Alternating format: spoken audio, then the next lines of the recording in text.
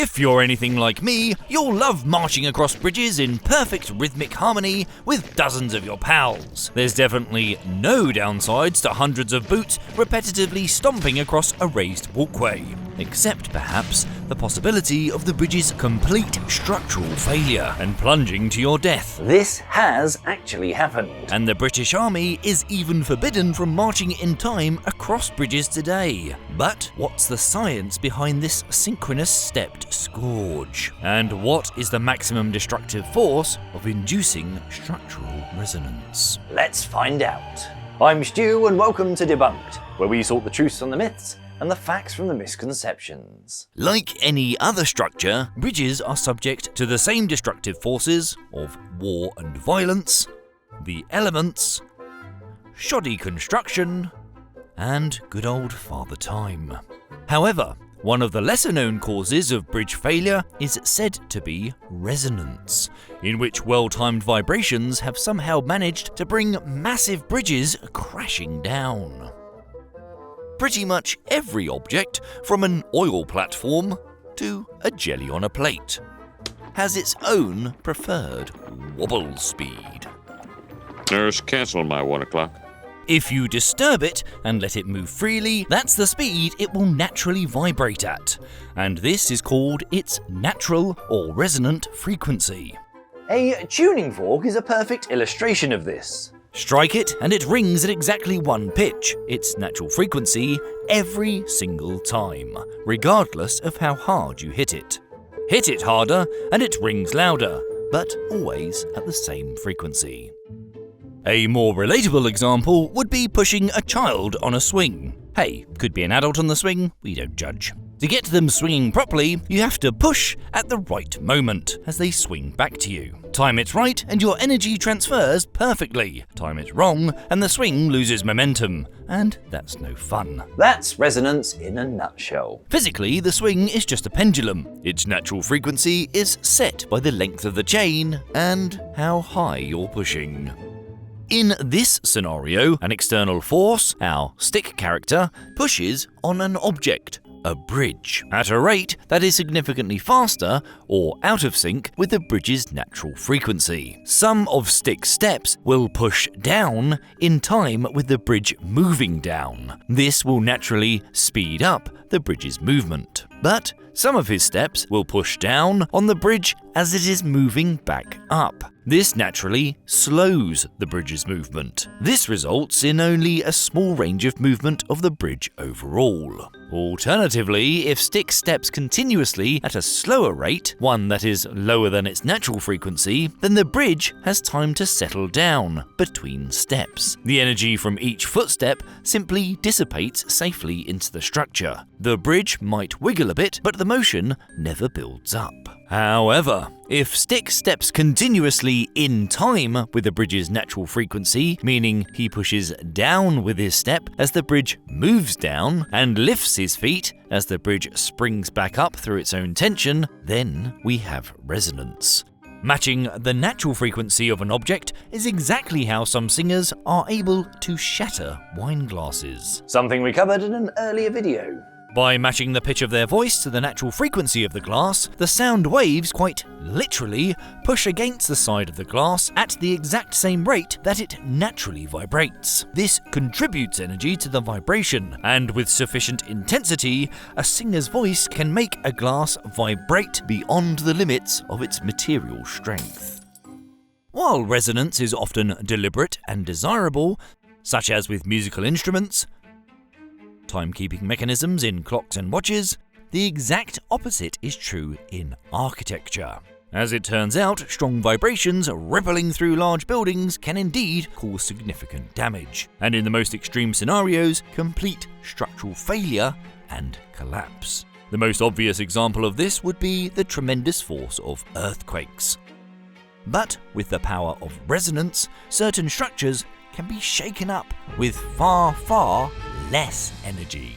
In 2011, a 39-floor shopping centre had to be completely evacuated in the South Korean capital of Seoul, when the entire building began to shake vigorously, causing large numbers of people to flee in panic. Following an investigation, it was determined that the powerful vibrations had been generated by the rhythmic movements of just 23 people in a Tae Bo class who were exercising in unison on the 12th floor. As it turns out, resonance disasters, as they are known, have a fairly long history, and bridges are particularly susceptible. One crucial lesson to learn here is that building things right the first time is important, and whether that's a bridge holding up a marching army or a website holding up your passion project, stability is everything. And Odoo is built to give you exactly that. Odoo is an all-in-one business management software with more than 45 apps that makes managing your business easier and more efficient. From sales to project management to website creation, you name it. While you know me for sorting the truths from the myths and the facts from the misconceptions, off camera, I actually sing in a charity sea shanty group, and we were in need of an up-to-date website. Thankfully, Odoo makes it easy. I just told their website configurator we were a musical group, picked a salty sea dog colour palette, added pages and features, picked a theme, and anchors away.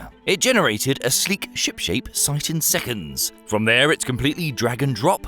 Add blocks to customize the pages, add images and animations, and give it your own personal stamp. You don't need to know a single line of code. And the absolute best part? Your first app on Odoo is free for life, which includes unlimited hosting, support, and even a free custom domain for the first year. Stop marching across broken websites. Click the link below to start building yours for free with Odoo. Right, let's get back to our real-life resonance disaster scenarios. Way back in 1831, a regiment of over 70 British troops found themselves crossing one of Europe's first ever suspension bridges, stretching 44 metres, around 140 feet. As the soldiers marched over the bridge in tight formation, they reportedly began to feel vibrations forming in time with their pace, which continued to strengthen as they progressed over the bridge. As the first soldiers at the front reached the other side, a noise described as sounding like gunshots emanated from the opposite end of the bridge. A large iron column where the march began gave way, and one corner of the bridge collapsed. Dozens of soldiers towards the back of the regiment fell over 5 metres, around 17 feet, down into the river along with a crumbling bridge. Many of them thrown into the railings and chains that had previously held it up.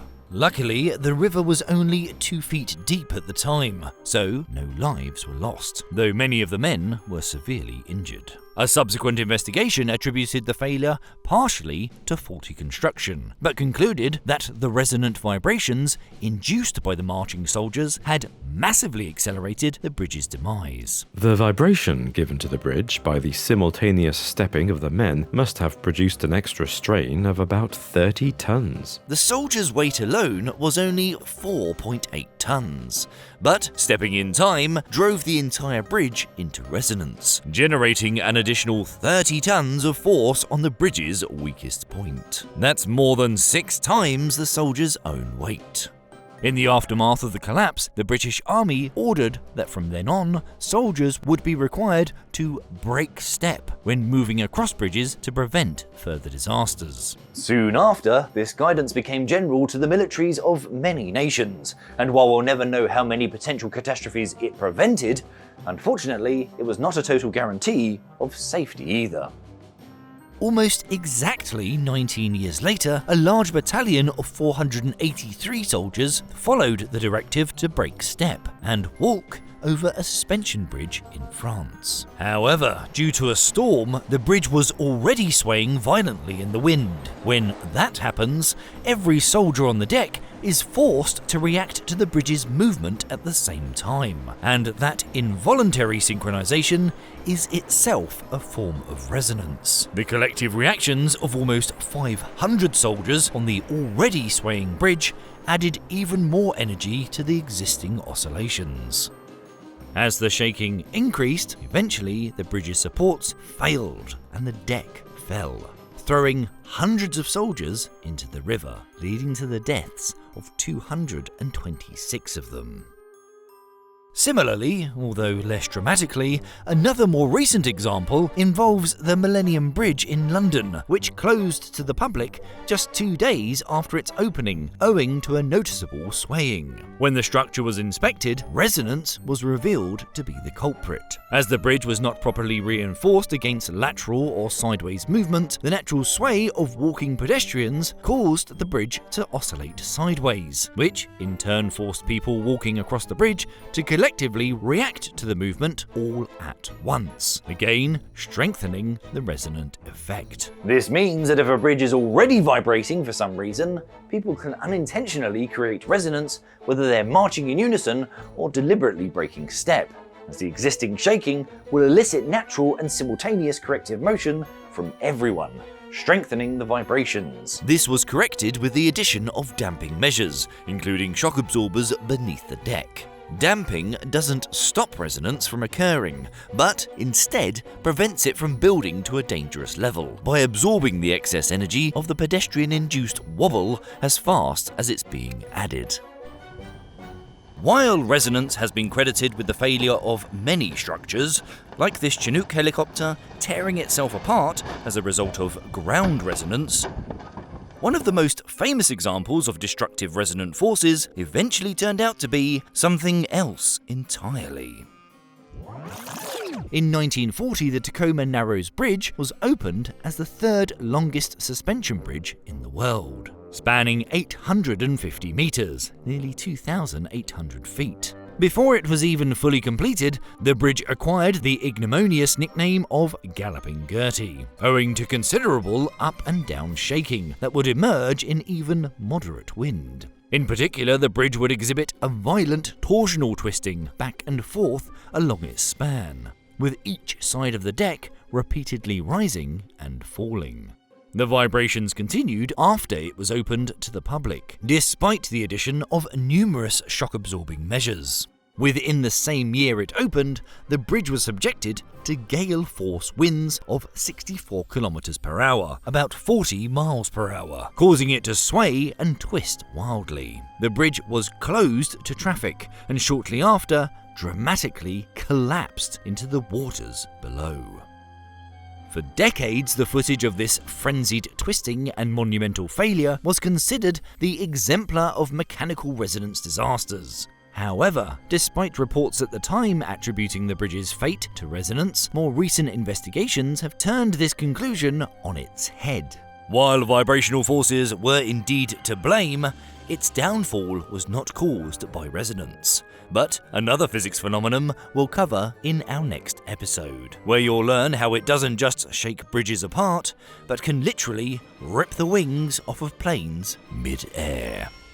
Try one of our other videos on screen now, and we'll see you next time.